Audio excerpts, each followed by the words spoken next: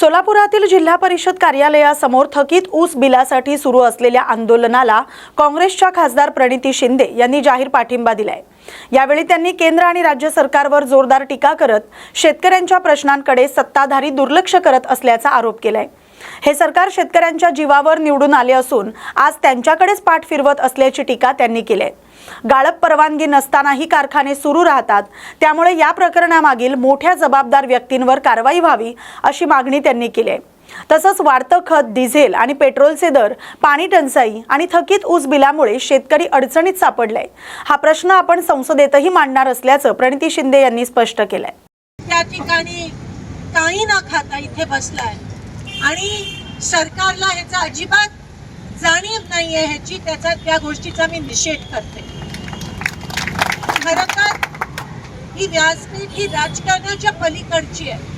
ही व्यासपीठ ही माणुसकीची व्यासपीठ आहे। इकडे येऊन भाषण देणं ही आमची संस्कृती नाहीये, पण शेतकऱ्यासोबत खांद्याला खांदा लावून त्याची लढाई, त्याला न्याय मिळेपर्यंत लढणं ही आमची संस्कृती आहे।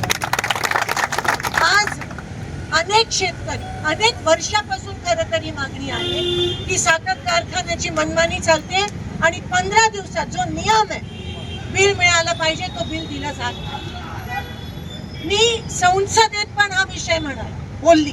मला बरेच लोक म्हणाले की संसदेतला विषय, मी म्हणाली संसद दिल्ली सरकारने ठरवलं, केंद्र सरकारने ठरवलं आणि नियम काढला तर ह्यांना बळजबरी द्यावंच लागेल 15 दिवसात, आणि म्हणून मी तो विषय संसदेत मांडलेला।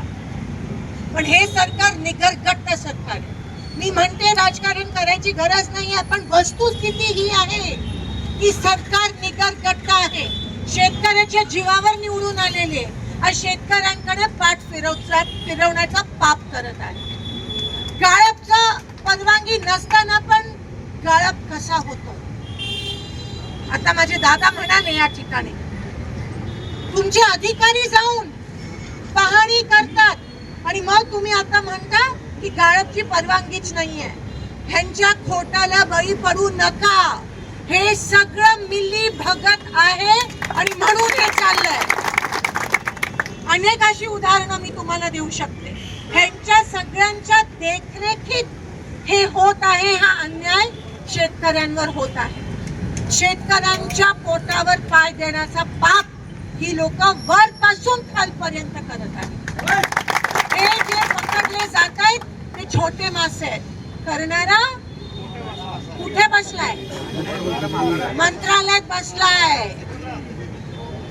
वरपासून खालपर्यंत पैसे कमवण्यासाठी किती 136 कोटीचा सब गोलमाल है आपल्याला या ठिकाणी दिसून येतात। तुमची लढाई मी वैयक्तिकरित्या व्यर्थ जाऊ देणार नाही। मी लढतो, मी भांडते ना। मी सत्तेसाठी राजकारणात आली ना मशीनमुळे इलेक्शन जिंकली। जर जिंकली असेल आजपर्यंत इलेक्शन तर तुमच्या कृपेमुळे जिंकली आहे, प्रत्येक शेतकरी, प्रत्येक कामगारामुळे। आणि मी जर तुमच्यासाठी लढली नाही तर ती माझ्या हातून सर्वात मोठी चूक होईल, सर्वात मोठा पाप होईल, आणि ती माझी संस्कृतीच नाहीये। जेव्हा माझा माणूस, मला आशीर्वाद दिलेला माणूस अडचणीत आहे, त्याच्याकडे पाठ फिरवण्याची संस्कृती आमची नाहीये आणि ना महाराष्ट्राची संस्कृती आहे। आणि आज महाराष्ट्राच्या संस्कृतीला सत्ताधारी काळीमा फासत आहे, तुमच्याकडे पाठ फिरवणं। आणि म्हणून दादा, काळजी करू नका। आज खरं तर काही दिवसापासून मी तुमच्या संपर्कात आहे। मागच्या 2 दिवसाखाली पण तुमचा त्या ठिकाणी फोन आलेला, पण ती चुकीने तिने मला सांगितलं नाही, पण आम्ही तुमच्या सोबत आहोत। आणि ही लढाई आपल्याला दिल्लीला पण घेऊन जावी लागली तर आपण घेऊन जाऊ, पण पहिले लक्षात घ्या, ह्याचे सगळे जे कर्ते आहेत ते मंत्रालयातून सूत्र हलवत आहेत। आता आपण साखर आयुक्त आहे ना, त्यांना पकडू, ह्यांना पुढे करतील छोटे मासे।